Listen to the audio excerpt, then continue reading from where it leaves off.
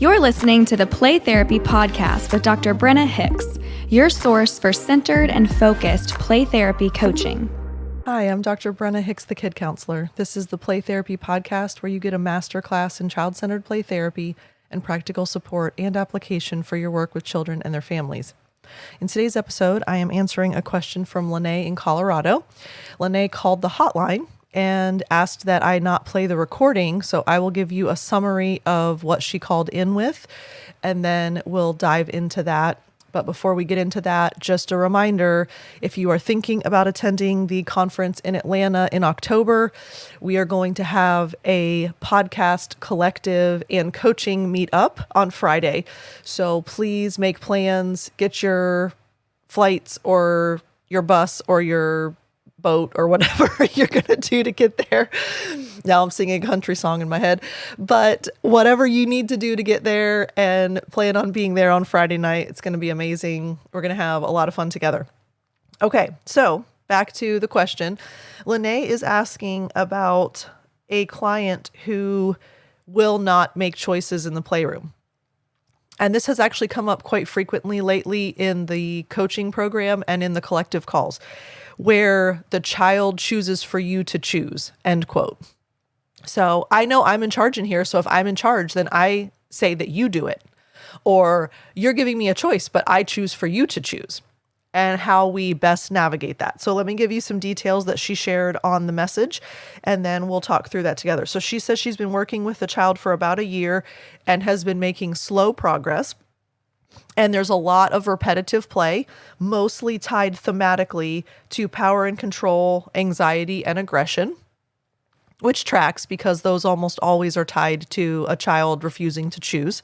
So we can see the consistency there. And she continues to return responsibility.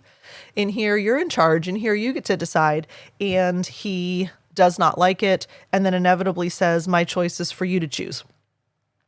So when she reflects, you really don't like to have to make choices, or you're uncomfortable with having that responsibility, something like that, he typically just continues to insist that it's her job to decide. And then recently in a session, he said, I'm not used to it. When she mentioned you're uncomfortable when you have decision making, or you're uncomfortable with control, or whatever she reflected and acknowledged, he said, I'm not used to it. So first of all, that's a huge breakthrough, Linae, and that is certainly something to celebrate, because not only is he aware of the reason for the discomfort, but he is effectively articulating that. So that's actually a really huge win. And then at a later part in that discussion, he said that making decisions is boring. So he's trying to come up with reasons why he doesn't want to do it. And that also goes along with trying to avoid something that is uncomfortable. Kids do that all the time. They will figure out ways to avoid doing something or resist doing something that they're uncomfortable with. So that also tracks. Okay, so let's dive into this a little bit. It's important to recognize that there are different reasons why kids will tell us to choose. They will give us different reasons. Well, not necessarily give us different reasons, but there will be different reasons for why kids tell us to help. There will be different reasons that they insist on something in the playroom. So one of our approaches, and one of the things that are helpful to do, is we need to unpack the why. The why matters. Per my staff at my center, hashtag the why matters. They say that all the time. Okay, so here's what, in my opinion, Linae, is really helpful. If it is a power and control issue, so if he is demonstrating power and control over you, over the environment, and or over the playroom, it would be an order that you have to do it. Power and control is going to be dictator-like. Do it now. I said not to, I said to. Do that, don't do that, stop doing that, start doing that. When you get ordered around in a dictatorial fashion, that is a power and control route, and that has a very different motivation than one of the other options, which is anxiety-based. So when a child says that you have to choose, If it is anxiety-based, it's because they can't bear the thought of making the decision for themselves. And in his case, since he's working on power and control and anxiety and aggression, and the aggression is actually tied to the power and the control and the anxiety, so we can see that all three of those would kind of be in hybrid fashion there. I think his might actually be a little bit of both, but I think the scales are tilted more toward his anxiety in this case, especially since he said, I'm not used to it. That is nothing if it is not a declaration of, I'm scared to do this. This feels foreign to me. This is unknown for me. I don't feel ready or prepared, and I don't know that I can handle this. So in his case, might be a little bit of power and control as well, but certainly tipped more toward anxiety because they're trying to avoid doing something that is scary.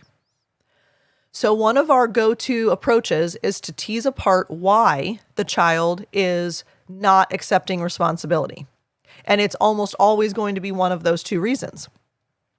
So with that in mind, Linae, I would continue to reflect feelings, and I would continue to reflect content, and I would provide narrative summary. So reflecting feelings are, you're disappointed that I haven't chosen, or you're frustrated with me because you want me to pick. You're concerned you don't know what choice to make. Okay, these are all options we could use to reflect. Then we're also going to reflect content. You don't want to make choices. You're not used to making choices. You think making choices are boring. So now that he's starting to declare some things to you, that gives you an opportunity to reflect content as well. But the narrative summary or the narrative commentary is also going to be helpful. So then in that scenario, you might say something like, oh, it's really difficult because you want me to make a choice, but you know that in here you get to make choices. So you're kind of giving that overarching perspective on what's happening. And that's also a returning of responsibility statement in the middle of it all. Okay, now that we've covered through that, I'd like to share what I consider to be one of my most helpful ninja tricks that I've figured out over the years. I actually shared this on a couple of my coaching calls last week. I work really hard to be truthful to kids. And I think there's only been a handful of times in almost 20 years that I feel that I've said something that was just really untrue because it aligned with a CCPT skill. Right? So we're not supposed to know anything the child doesn't know. We're not supposed to be capable of anything the child isn't capable of. So I have probably at some point said something like, I don't know how to do that, even though I truly do. But I really that didn't feel congruent to me. And I didn't like the fact that I said something that wasn't true to a child. So I started on a quest to figure out what to say instead that would be adherent to CCPT, but would be congruent with my intention of honesty and telling kids the truth in the playroom. So I settled on this trick I'm going to share with you all. You can always feign ignorance, but that sometimes puts you in a position where you would say something that isn't true. Like, I don't know how to spell that word, or I don't know what 5 + 7 is. Okay, that is not true because we do. Ideally. So you might be the one that counts on your fingers, 7 + 8, 9, 10, 11, 12, but you can still get to 12, right? So the idea is to feign ignorance with a different wording. And what I landed on is, I'm not sure what you want me to choose, or I don't know how you would spell that, or I don't know what you would add that up to. Notice how now you're saying you don't know what the child's answer would be. It's very subtle, but it's effective. Because if you say, I'm not sure what you want me to choose, I'm not sure what you would choose. Now, all of a sudden, you are feigning ignorance. The child can't force you to make a decision if you don't know. But it truly is back to you don't know what the child's answer or decision or outcome would be. Another thing that you can throw in there is, you really want me to pick, but I'm confused because I'm not sure what you would pick. You can say, I'm confused as well. And I'm not sure, I don't know, I'm confused. You can throw all of those things in there as long as it's tied to the child's decisions or answers or responses or outcomes. I had a child that insisted that I helped her spell the word anniversary. She was making a banner for it. I showed the video on the collective. And she kept telling me that I had to spell the word anniversary for her because she didn't know how. And we spent probably 30 or 35 minutes with me feigning ignorance. I'm not sure what letter you would put next. And she ended up spelling it very incorrectly. But she came up with how to spell anniversary on the banner because I continued to return responsibility to her.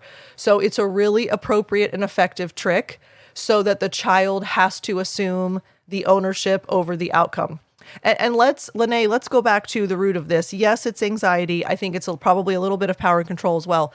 But keep in mind, if you don't take control of choices and if you don't make decisions, you also don't have to assume responsibility over outcomes, and you don't have to connect to consequences. So there's a lot of weight in making decisions. And in this case, the child may have never made decisions. Maybe his decisions are always made for him every step of the way his whole life. So he's just completely out of practice. He has no idea what it feels like to make a choice. And I don't know if you all have watched the Cookies, Choices, and Kids video by Dr. Gary Landreth, but in that video, in his Southern Texas drawl, he says, I realized, when will my daughter ever learn what it feels like to make a choice? Right? Can you tell I've seen that 8,742 times? Because he's saying in that video to us, kids have to practice making choices. Kids have to practice having decisions offered to them and then deciding what they want, and therefore accepting the consequence and the ownership over the outcome. So this is something that he likely has never done, or he has such high levels of anxiety, the weight and the burden of knowing that a choice comes with a consequence that he then has to own can be very overwhelming. So those are things that you can enlarge, Linae. You really don't like the idea of making a choice because that's a lot of responsibility. That would be a really helpful thing to enlarge for him, because if that's what's at the root of it, he will get over that, but it's helpful to have it said out loud. So Linae, I hope that that's helpful. I hope that was helpful for all of you, because we inevitably, without fail, get kids that tell us that we have to make choices, and it's helpful to have tools in our toolbox so that we can navigate that appropriately. Linae, thanks so much for the call. If you would like to call and leave me a message, 813-812-5525. You can always email me, Brenna at thekidcounselor.com. Love y'all. Have a great week. We'll talk again soon. Bye. Thank you for listening to the Play Therapy Podcast with Dr. Brenna Hicks. For more episodes and resources, please go to www.playtherapypodcast.com.